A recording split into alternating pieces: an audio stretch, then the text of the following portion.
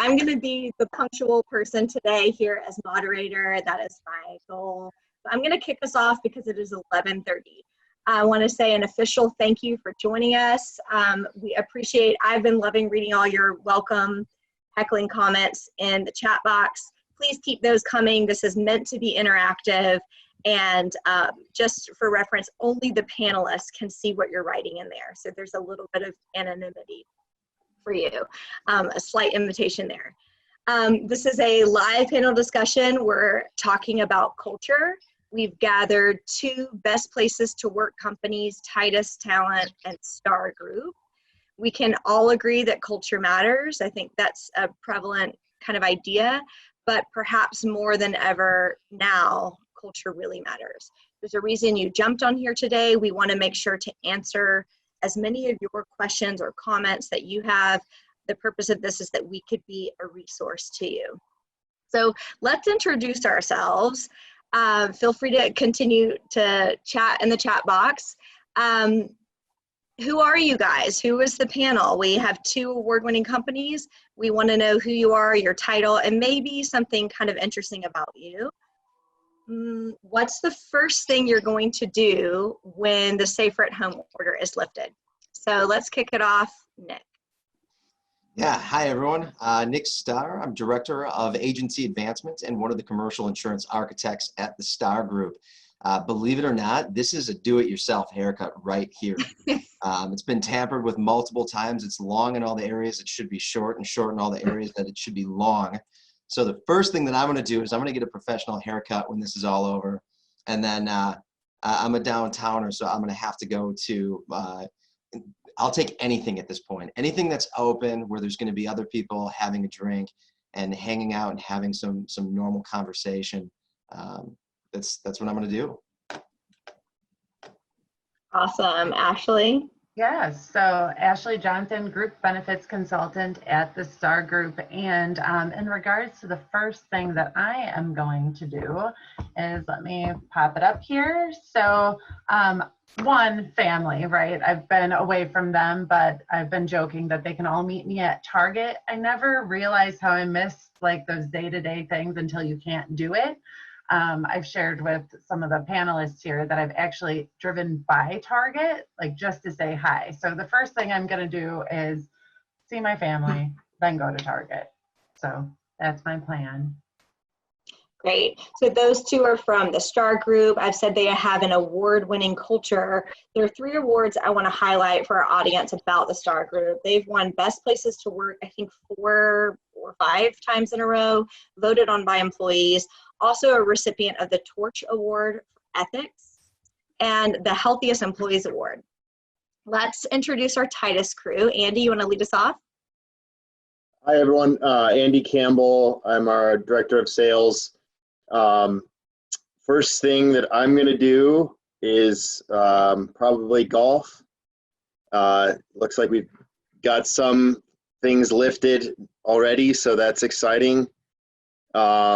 And then I'd also really like to go to a ball game, so excited about doing that too. Cool. Ben? Yeah, my name is Ben White. I am a Director of Ops here at Titus for the Milwaukee region. And the first thing I'm going to do is I am going to go to a restaurant. So specifically, I am missing Onesto, which is a great Milwaukee restaurant. And, you know, honestly, I'm so interested in just doing something else that I would really settle for going anywhere. At this point, I would settle for going to Sephora with my wife as just kind of an activity. That's how desperate I am to go out and actually do things. I'd even settle for Ulta. So yeah, that's what I would do. I hope she's here watching. We have doubled, I think, our attendee list since we started this. So I did want to just welcome new people. This is a live interactive panel. We want to hear from you. There's a Q&A button at the bottom of the screen, and only the panelists will see that. There's a chat box. You can send your question that way as well. Titus Talent is also an award-winning company for company culture. We've been 3 years in a row best places to work, and were recently listed on the Inc. 5000 list for fastest growing companies in America. So while these questions are coming in, I have a few I'd like to start with. Nick, why don't you tell us, why did you agree to do this webinar? What are you doing here? Yeah, absolutely. So I was eager to be involved in this webinar given the massive role culture has played in making the Starr Group the organization that it truly is today. I've got to give most of the credit to Mary Starr, who happens to be my mother.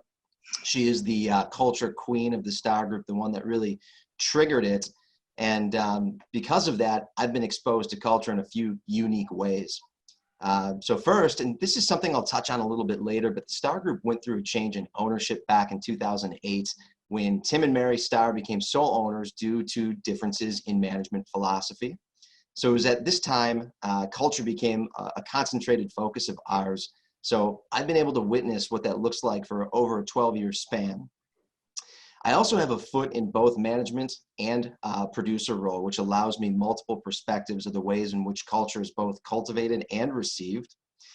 And then additionally, just putting on my insurance hat just for a moment, this is the only time I want to do it, but there's a significant correlation to improve safety and performance when an organization has a strong culture. And as we talk through it, it makes perfect sense. Culture improves well-being, job satisfaction, accountability, and it reduces burnout. And I can clearly see these differences between clients and prospects that have an established culture and those that don't.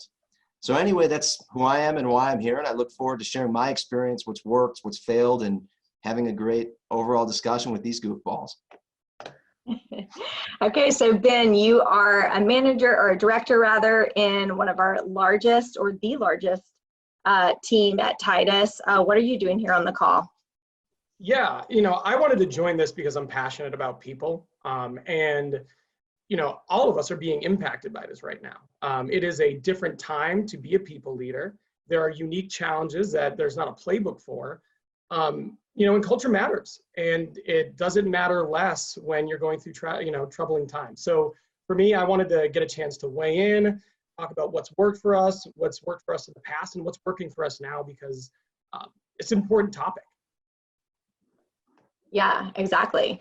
Now, Ashley, you have a background in kind of a different industry, and you bring a lot to the table with your current role at Starr Group. Can you talk a little bit about that and what you're planning to bring today? Yeah, so before I was at the Starr Group diving into group benefits, I actually spent years working for a company that worked with over 200 companies in the Milwaukee area in regards to wellness and well-being and how to implement that as part of their culture.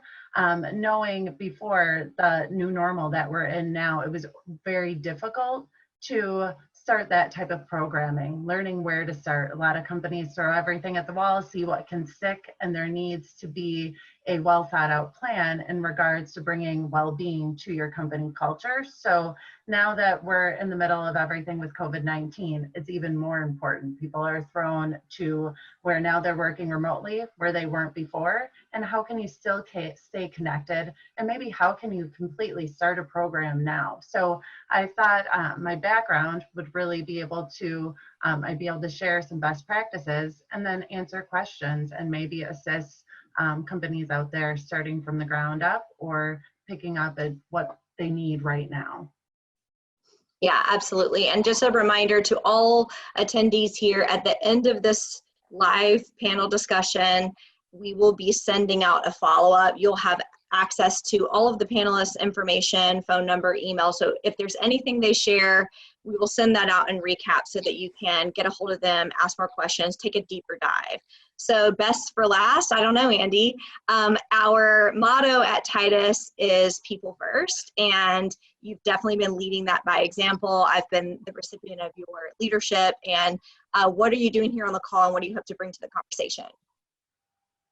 Yeah, well, I just thought that I think Nick and I have been brainstorming co-sponsoring an event together for several months now, thinking about what do we have to share, what can we bring to the table, and recognizing that we've both consistently been award-winning companies for the last several years in a row. I just thought that would be a good topic to share, culture and what we want to build those cultures. So yeah. Cool. So I noticed that the Starr Group has won Healthiest Employees and Titus has not won healthiest employees. So is there going to be a shakedown at the end of this where we fight over health? That challenge. I feel like what are these called? An arm wrestle might be. When we're released, I'd like to see that. We'll come back as a follow-up. Okay, so I do have our first question. It's pretty general, so maybe I could stick with Andy on this one. Where do you start? How does one go about creating a company culture? Yeah, well, I think in order to build a culture, you of course have to have your identity in place, your core values, your mission statements, etc. But you can't just have those things as you have to truly live it and be consistent with that in everything you do. You also have to know what you're working with. Culture's people, and people are wildly diverse. So understanding first who we are, but then how do we best work together, and what could we use more of to function at the highest level? Great. Let's kick that same question over to the Starr Group. Nick, you want to take a stab? How do you create your company culture? Where is a good starting point? Yeah, absolutely. So you really need to take an honest evaluation of your existing culture, because everyone's going to have a different starting point. Everyone's at different scenarios within their organization in terms of how long they've been around. So do a culture survey with your management team and employees and really dig into where you're at. The one thing I will say is don't waste your time with this unless you're absolutely willing to strategically commit to the importance of this cultural shift. And that's regardless of the condition that you're in now. You may not be pleased with some of the feedback that you get, but that's okay. That's how you begin to shift. And another thing that I'll say, just playing piggyback off of something that Andy stated, is that leadership is absolutely key. And everyone needs to be like my favorite 90s band, In Sync. Actually, I was more of a Backstreet Boys guy, but seriously, the entire team needs to support the strategic initiative for it to work, and that's how you shape its form. Nice. I like that point where if you aren't committed to hearing feedback, negative or positive, it's not really going to go anywhere. Why do surveys if the leadership hasn't created margin to receive the information and maybe dialogue together and process it and truly listen to your employees? Any follow-up to that in terms of things you have in place? I know we do a couple of surveys. Andy, are there any specific favorite go-to resources you have that our attendees could look up or learn about? There are a few tools that we use. Talking about buy-in to culture initiatives, we're pretty proud of, and protective of the culture that we've built. So, anytime we bring in someone new, we're very intentional about it. We have a pretty thorough interview process with a diverse interview panel. So there's buy-in, I think, from the team because we allow so many people to be a part of the process. We also provide an opportunity for new members to shadow our team and make sure that they can see themselves as.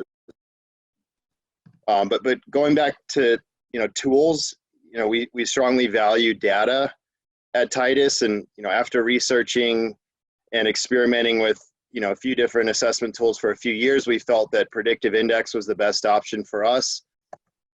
Using PI, we saw a pretty significant increase in the quality of our hires. Our retention jumped from 70% to 85%.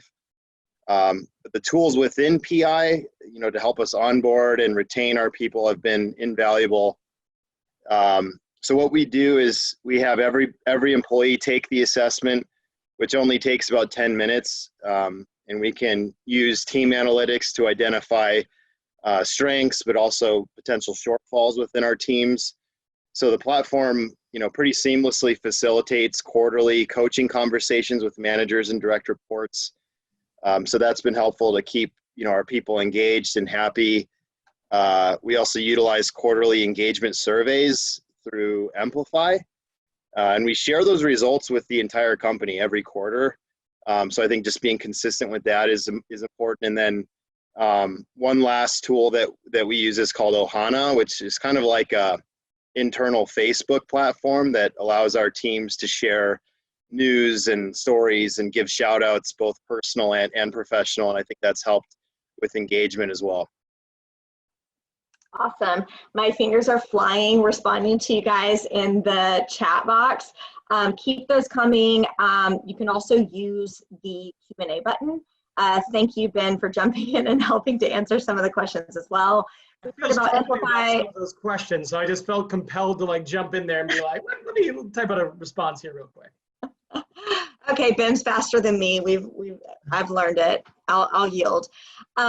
So yeah, I think we might have answered the question about the validated surveys, and we can maybe sprinkle some of those comments in as we tackle some of these new questions coming in. So one of Starr Group's repeated awards is Healthiest Employees.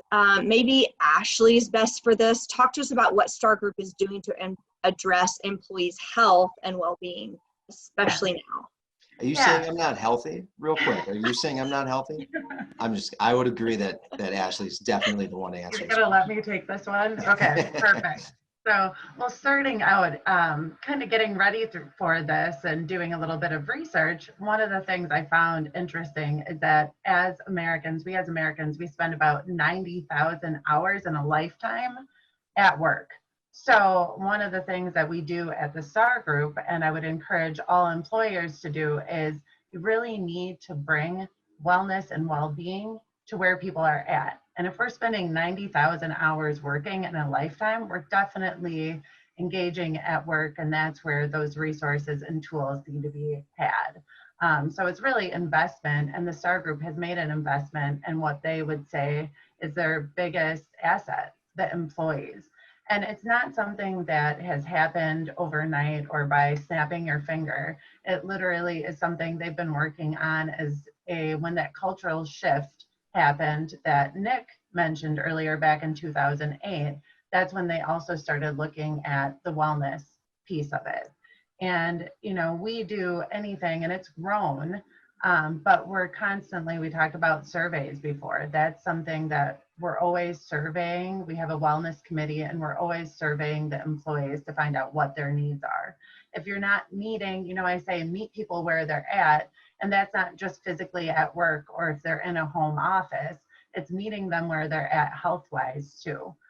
So one of the big things is, a lot of companies do wellness initiatives, and it's, let's go do that 5K.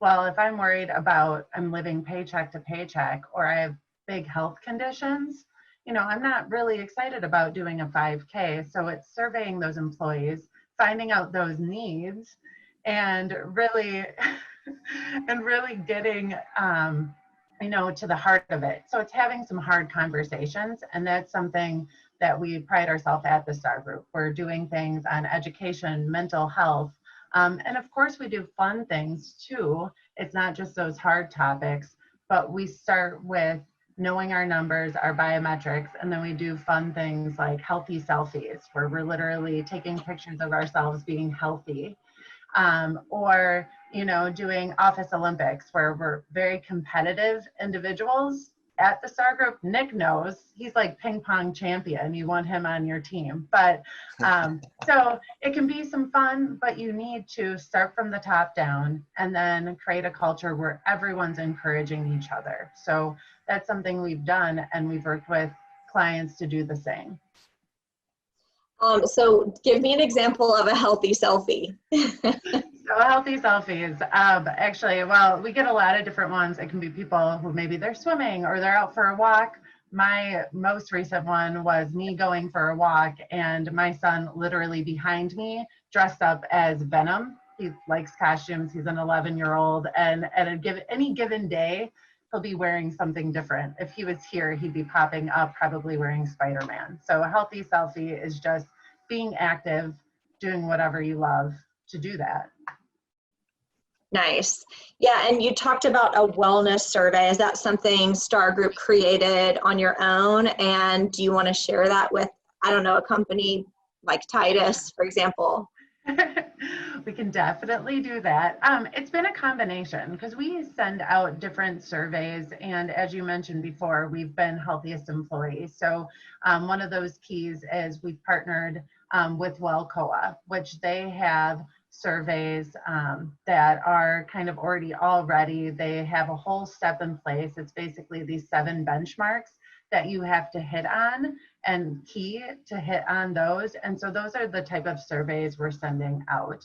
And it's definitely something we can share with Titus, and we can of course share with anyone who's listening today who's interested on how to do it. And it's a number of different ones throughout the year, just checking on the hard topics and the fun topics.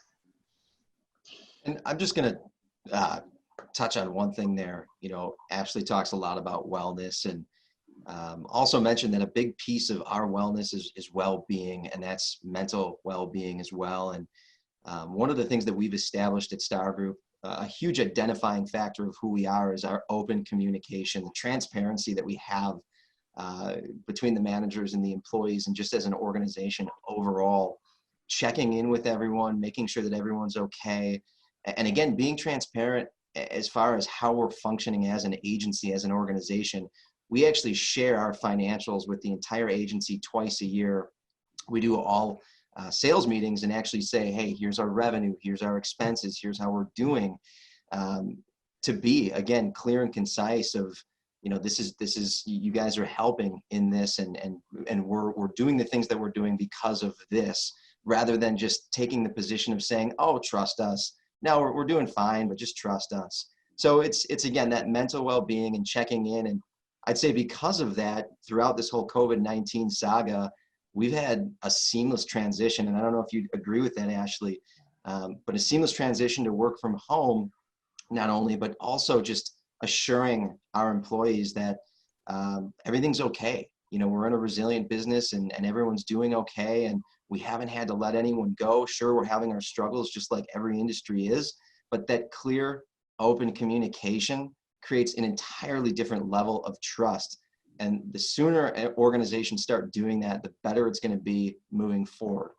So that touches on, again, well-being is what I'd say. I wanted to jump in here too, just real quick, because I feel like a lot of what Nick was saying is resonating with me. At Titus, we try really hard, and I'm noticing parallels here. And it's, you know, open, consistent communication, sharing of financials. I think that level of transparency is a big part of culture, you know, and as you strive to, you know, nurture that culture, maintain it and grow it, that's one of the things that's been hugely valuable to us. And I think it's really interesting to hear Nick say what I've basically heard like time and time again from our CEO, just talking about one of the things that makes Titus Titus. And I just feel like I had to comment on that parallel there. Yeah, and in the chat box, I don't know if every attendee is able to see this, but there's this sort of side dialogue about preparedness. And I'd hate for this to come across like Titus and Starr Group, we're award-winning cultures, and that these are sort of, we're sitting back and looking at our trophies and polishing them off during this time. You know, culture is live. It changes every second. People's feelings right now about their job are changing probably every day. So, you know, if people are attending and they're realizing, yeah, we'd love to improve culture, but what can we do now if we don't truly feel prepared? There's lots of resources. How do we know what to start with? Can I kick that to Ben, that he's unshakable, right? So what would you say about that in terms of preparedness, and how easy would it be for someone to maybe pick something and start now, and how would they decide? Yeah, I'm probably not going to like this answer. I don't think it's easy. I don't think easy is when you talk about creating a great culture, maintaining a great culture, none of that's easy, but it's worth it because it makes you more effective, and it makes you a more enticing place to work. It allows you to attract, hire, and retain better people. So in terms of the steps, I think the first step is you have to make sure you have buy-in. Nick touched on this earlier, but it can't just be a poster on a wall. If you have a poster on a wall, that doesn't change anything. You really have to have buy-in, that people are committed to it, because again, it's not easy work. Secondly, you know, Andy kind of touched on this, you have to establish what those values are, and they have to be clear.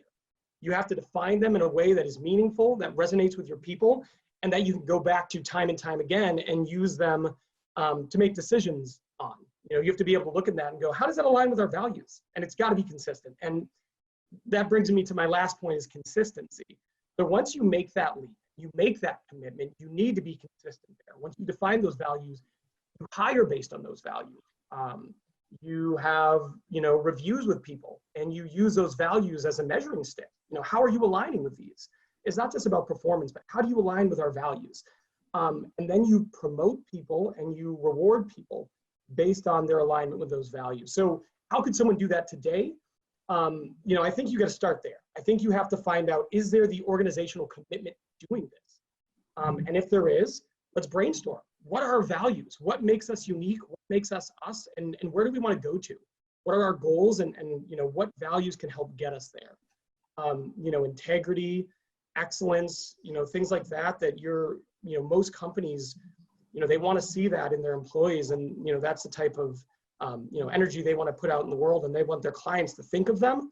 They want them to think of words like that. Those are good things to start. So yeah, that's probably where I'd start. If you want to build a culture and if you want to build it on the fly, make sure that, the commitment's there, because it's an investment. It's a worthwhile investment, but it is an investment. Right. Well, like you're saying, you're not starting from ground zero. You're not starting from 0 people and adding one by one in a perfect order. You already have people here. Let me kick this back to you, Nick, because I feel like you've gone through this process. Someone's asking about what soft spots are getting revealed during this pandemic. So if you're on leadership, you're surveying your employees and you're getting back information, and you kind of have to sit there and decide which of these do we attack first, and or what that relationship is with buy-in. How would you even roll that out? Gosh, well, we weren't set up for work from home prior to this really taking place. We have to give our IT specialist, Mark, a ton of credit for making a crazy quick transition where people were set up within a day or two and back on the phones answering questions. But I'd say the culture that we've built at Starr Group is based on presenteeism. And presenteeism is really difficult to evaluate when everyone's not under the same roof. Everyone's spread at their own homes. We're not seeing them on a day-to-day basis, so we don't necessarily know how they're doing. So that's where, again, the open communication and our management group is 5 people. In addition to a number of committees, we've got the best of the best committee, the wellness committee. Everyone's checking on each other. Everyone's keeping open communication to make sure that, everyone's doing okay, not only from a professional standpoint, but also from a personal standpoint. We've got employees that live alone, and this can be very, very difficult to be isolated like that. We want everyone to know that we're a family, and despite the lack of presenteeism physically, we're all still there for each other mentally. So I continue to go back to the open communication, the transparency, but again, all still working towards the main, one direction, swimming upstream, and that is making sure that we're here to be a resource for our clients, and that communication to our clients doesn't stop either. So I'm hoping I answered that question in some way. Yeah. I think so. I'm not the judge and jury here. We'll have to see in the chat box. You guys can give us thumbs up if you're liking this. Well, can you give a little bit more specific? Because I know before this, we were talking a couple weeks ago, and you said that, and I can't remember, you've started meeting as a management team like 3 times a week, or you've increased communication. And I think that goes into the transparency. It doesn't mean that your preparedness is on, to be judged right now. You can get on a call with your people and say, we don't know what we're doing. Here's what we know. That sense of honesty. So can you give us just a quick tip of what you've done? Yeah, so typically the management team would meet once a week, and that would be on Monday mornings prior to the week commencing. And obviously with things up in the air, we're meeting virtually 3 times a week. So it's Monday, Wednesday, Friday, and have these check-in points. Granted, they're not nearly as long as what we were doing in our Monday management meetings, but they're good check-in points just because, again, things are transitioning at such a rapid pace that we want to make sure that we're all on the same page, that we don't have people flying renegade in different directions. So it's been great. Again, continuing that open communication and making sure that we're all swimming in the same direction. We're doing that by just having more frequent conversations. Yeah. Andy has invited me to a couple of his virtual happy hours on his team. I'm not actually on his team, by the way. So I think I was hand selected, right? But I know that there's been activity at Titus like that, starting from all kinds of people. We've done some things too. Andy, you want to talk about that as a director, what you've seen, in leadership at Titus and what you're doing at your team level? Yeah, no, I think, not at risk of, death, but you want to avoid death by meeting, right? But I think increasing communication, especially during tough times, or companies who have been forced to transition into a remote environment, increased communication is always beneficial. So whatever things you can do to celebrate each other, to highlight wins.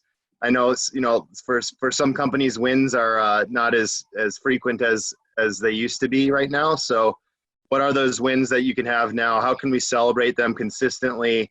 Shout outs, whatever it is, but we've increased our, get-togethers and, reach outs, whether it's, personal or professional, but those are just some things that we've done. That's the background for our happy hours when we have them.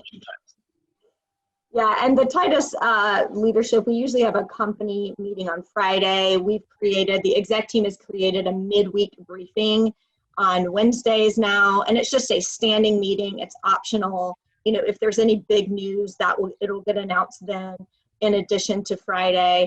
And then our CEO sends an email every single day to all of us during this time. Now, how long will that last? I don't know. But right now, the increased communication has, personal testimony made me feel a lot more confident in my job here at Titus and where we are, what we're doing. So let me kick back a tiny bit to, I've gotten some comments here about diversity of thought, a range of diversities, and how that can improve company culture. Ben, Andy, anyone can take this, Starr Group. How does your company embrace diversity during this time? I have a comment, but I've been talking a lot, so I'll let someone else kick that, and then I want to share a story about happy hour and diversity of thought. Yeah, I mean, I saw this question. I forgot who kind of sent this in earlier. I think it was Tim, and I loved it. I think it's super important. I think it's important for a lot of ways, for a lot of reasons. So one of the things that I do is I try to make sure I have a diverse panel. When I'm interviewing people, and pre-COVID-19, when I brought them on site, it's not just going to be myself and Andy and people who have been with Titus for a long time and kind of have very similar backgrounds. I bring in people who are new to the company. I bring in people who are in different roles. It's very easy if you have similar backgrounds to get the same impression of a candidate and go, yes, this person is like us and I like them. And if you do that, you're going to end up in an echo chamber. You're going to end up with people who think the same as you, and you're going to end up missing things. So I think it's really important to get just people at different stages of their career, maybe in different verticals, and then just with a diverse background as possible to weigh in on people so you don't get trapped hiring the same type of person over and over again. We want to hire for cultural alignment, but there is a ton of value to be had in hiring people with different perspectives. So great question. That's how I do it. I also think it's important for the candidates, because if you're a candidate and you come in and maybe you don't have the same background as Andy and myself, what does that tell you about what it takes to become leadership at Titus? It tells you that, hey, if I don't fit that mold, maybe it's not for me. And we don't want that. So when you have diversity in your interview panels, not only are you going to get a more well-rounded perception of the person who comes in and what their strengths and weaknesses may be and what they might bring to your company, but you're also letting them know that there's a place for them in your organization, which is hugely important. Love that question. That's what I wanted to say about it. Anyone else have thoughts? Or are you dying to hear my story? Dying to hear your story. Okay, I'm so glad you asked. Okay, so we were on a virtual happy hour the other week, and it was just open to the whole company. I think Jonathan, our CEO, sent it out, and someone is suggesting we play this game. Someone from corporate their videos off. They're like, I'm just here to listen to the comments to feel like I'm not working alone. And some people wanted to play the game, some people didn't. There were side chats, there were music. It was just a wide array of people and diversity of thought and levels of engagement. To me, what shines about that is our executive team, or whoever was leading it, I think it was Jonathan, their posture towards that. No one's getting shamed for, no, turn your video on. It's so important that you do it this way, because as Nick mentioned, we're all death by webinar, death by meeting right now, and just creating an environment where whatever someone's posture to it, your meeting is accepted. So catching up here on this idea for culture question, not a question, but an idea for culture building. We've recently sent personal notes from our senior leaders to our remote team members to let them know that we're still thinking of them and miss them. Old is new again, i.e. personal letters and notes. That's a cool idea. Is anyone doing that or stealing that? We just did that with, I think you were going to say that, Ashley, the cookie. Yeah, it was just, Yeah. well, So, go ahead. go ahead, Nick. No, Nick, you. Please, I insist. That's so Midwest. I was like, no, you. Well, I was just going to jump in and say that what maybe not so much the letters on our end, but it is more of like the personal reach outs that we've been doing. So we actually, as a wellness committee, we were talking before about communication and transparency, and you guys mentioned what you're doing on that management side, but also it is on our committee side. And we did one-on-one reach outs. So we connected just to find out how everyone's doing. Again, you mentioned death by webinar, it can be death by email, so connect personally. I love the individual notes, the letters, doing that. What we did on our end was we reached out and just had the conversations. We were checking in, how are you doing? Actually asking about their mental health. And from that, then we kind of talked about it as a high level. How can we help those individuals that are home alone and they just have their cat or their dog, or those individuals who maybe are such social butterflies, they're used to being out all the time and now they can't. That really can hit them hard, where they're having depression and it really hits their mental health. So we've been trying to do that. Love the letter idea. We did the one-on-one reach outs.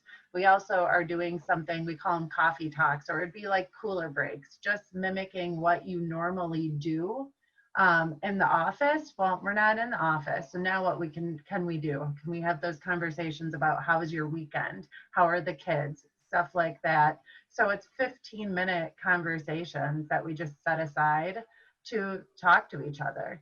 Mention the happy hours, but this is 15 minutes of just what we would do normally in the office. And that has been getting a lot of good feedback. And I think it's helped us all stay connected, probably brought us closer, actually, now that we're doing these things. Anyone else on that question? Seemed like you unmuted yourself for a prime time, Andy. No? Okay.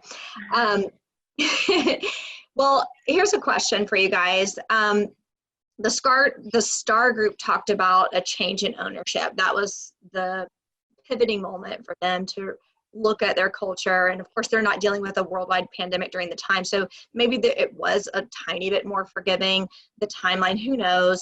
But there are people, probably you guys attendees, who are realizing that now might be your emergency pivoting moment. For Titus or Ben, was there a turning moment in your organization where you realize, hey, it's important that we have a strong culture? And if someone's in that moment right now, what do you do? Let me unmute myself here real quick. Yeah, for Titus, I think we had it a little bit easy because I think, you know, our CEO and founder had culture as kind of like a building block to the business. So, you know, for us, I think we're really lucky that culture was established so early on. And then the challenge is keeping it top of mind and staying consistent and maintaining it through growth, maintaining it through periods of downturn. That's the challenge for us, you know, is to do that. So I don't know if necessarily it's, you know, there was a turning point. Again, we're fortunate that that turning point was, hey, I have an idea for a company, let's start it. But it is important to stay on top of it. And, you know, for organizations right now who are having that turning point, one, I love your response. I love your response to COVID-19. If your response is, hey, let's work on our company culture and let's be stronger, that's amazing. I love that. And, you know, a lot of it goes back to what I said in the very beginning is, you know, make sure everyone feels that way. Make sure leadership feels that way. You know, as, you know, talk about it, figure out what your values are, and then you need to hire accordingly. You know, and start now. If you're going to be hiring right now, then you need to fold that into your hiring mix. You know, it can't just be something that you say, these are our values. You really have to make it a part of every decision you make. So I hope that answers. I don't know if there was a turning point for us, so I kind of, you know, took my own spin on that question, but unless Andy has anything else to add, Andy's been with Titus longer than me. You know, that's kind of my take on it. I was actually going to address a question that came in from Tim about how much our leadership teams are interacting with everyone in our organization. So right now, it used to be every Friday was the bare minimum. We would get together as an entire organization through Zoom. And we've been doing that since we started, so that's really nothing new. But we have implemented the Wednesday checkpoint where everyone, it's optional, but everyone can log in if they want, and the leadership team is a part of that too. So, you know, from 1 day a week to 2 now is what we've been doing. I don't know if what Starr Group has been doing or has done in the past, but that's what Titus has been doing. And I want to go back and just touch on a point. Prior, you made a comment of, you know, the time we started our culture was probably not in the midst of a pandemic, but it took place in 2008. And if you remember 2008 was the last really bad recession that we had. So I spoke with Mary Starr about this in some detail. It wasn't easy. It was probably one of the most difficult times to transition, but it was necessary because that was the time when there was so much question, where we really needed that strong culture more than ever to keep our employees together as a family. So the point of that is that there's not necessarily any good or bad starting time. It's necessary. So start now. Now is a great time to do it, and it's not going to be easy. The information that you're going to be relaying at times is going to be really difficult, but if you do it in times when information is both good and bad, you're going to build that trust, again, on that extra level that you never thought was possible, versus if you're only doing it when there's good news to share. People see right through that. People are going to know that, you know, bad news is being hidden from them. So doing it whether there's good news to share or not is necessary. Great. Yes, and that is, thank you for clarifying that. Would it be fair to say that you've kind of gone through this before during a difficult time? You're happy to share if someone reached out to you after this and said, hey, I want to grab your baton and be stronger than the way you reacted, share what your biggest fails were, what were your pitfalls, how did you thrive and survive so well? I'd like to copy what you did. You'd be free to answer those questions, Nick? Absolutely, of course. Okay, great. Yeah. Because we are actually I'm going to share everyone's information. And then, of course, like I said, we will send you this in an email and you can have access to everyone. So in closing, though, as we start to wrap up, can each of you just give us a final thought? Maybe go back to something I didn't ask you, or you can just share another whimsical, fun thing about yourself in in pandemic mode. How many calories are you eating? Things like that. So one by one, let's do one final thought. Who wants to kick us off? I can kick us off. I'll kick us off. So, hopefully you see from all of this, one, it's never too late to start, right? So when you're looking at culture, whether it's trying to do a complete culture shift or you are looking to really make a difference on the wellness side or the well-being side, it's never too late to start. Start sooner rather than later, because it's going to take you longer if you keep waiting. So I would jump on that. Know that it's always going to be evolving. So it's an ongoing, ever-changing thing. And, it can be overwhelming to think about starting something like this. Set attainable goals. So what do you want to get out of it? Whether, again, you're looking at that well-being side or it's the overall company culture. What's your end goal? From there, know that your end goal is really not an end, it's an ongoing ramp, but start with attainable goals, where you want to go, and then make sure you have ways to manage and measure those. So I would say start now if you haven't. Let's hear from Andy next. I was going to mention this earlier, but Titus, since its inception, has been a remote workforce. So we've always worked remotely. And I don't know, I just think that building an award-winning culture, especially in a remote environment, is not an easy thing to do. So I just think we have a lot to share. So for any of those companies that have been forced to make this remote transition now, hopefully not forever, but if you have questions or if you want to learn about some of the tools that we mentioned earlier and how we could potentially help you, feel free to reach out or request more information, and we'd be happy to share. Would it be fair to say that if companies are actually hiring right now essential workers, essential industries, that they would be doing an interview completely remotely? And that's something that Titus, we do that all day long. So that's something they can ask you about. Yep. Awesome. Let's go to Nick. Yeah, so piggybacking off a little bit about what Ashley said, don't expect culture to just happen. It has to be strategic. And we talked a lot about the communication. What we really didn't touch on was employee collaboration. And just to make a few bullet points there quick, employee collaboration is just as important as management being on board. And some ways that you can create employee collaboration is doing engagement surveys. We do 8 of these a year. They're all different, but they measure satisfaction, recognition, development, accountability. We've created committees. You heard me mention before, there's a fun committee, there's a best of the best committee, a wellness committee, an ethics committee, and career pathing. We want to support growth. The number one reason employees leave their current employer is for career growth opportunities.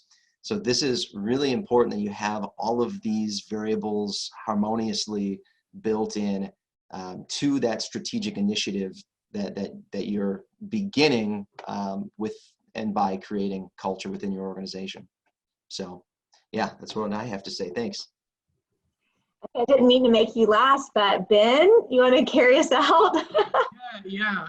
Two real quick thing. Well, one quick thing and one not so quick thing. The first one, my hair looks so much shorter in this picture of me than how it is today. It's jarring. And then the more important thing is, right now, if you're an organization and you're involved in hiring or culture, I would urge you not to try to wait this thing out.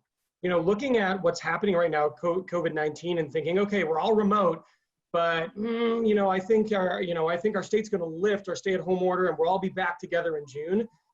I wouldn't view it like that. I don't think it's the best course of action. In the last month, I have had more candidates ask me if a company is willing to do partially remote work moving forward while they're interviewing for a new opportunity than I have the last decade combined.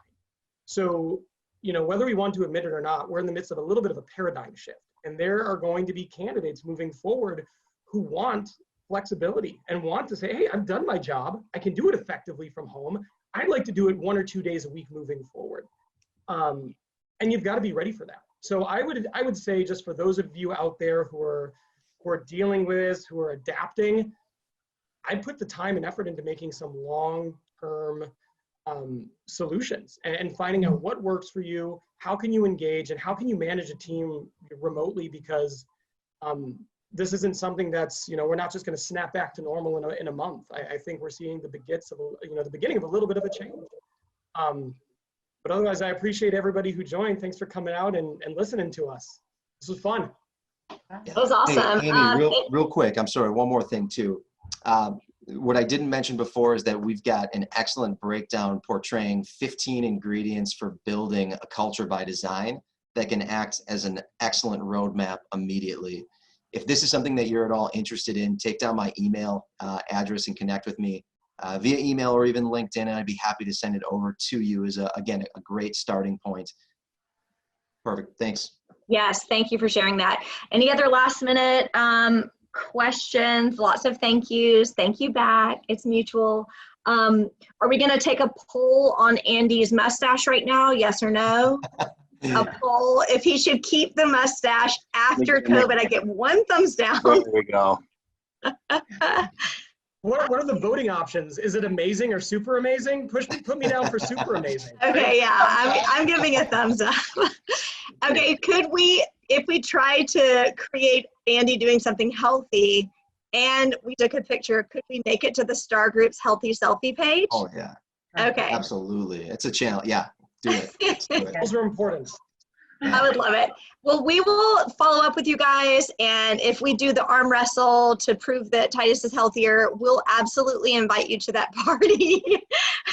And in the meantime, go out, support local businesses, buy from local restaurants. Any favorite last-minute restaurants before I click end meeting?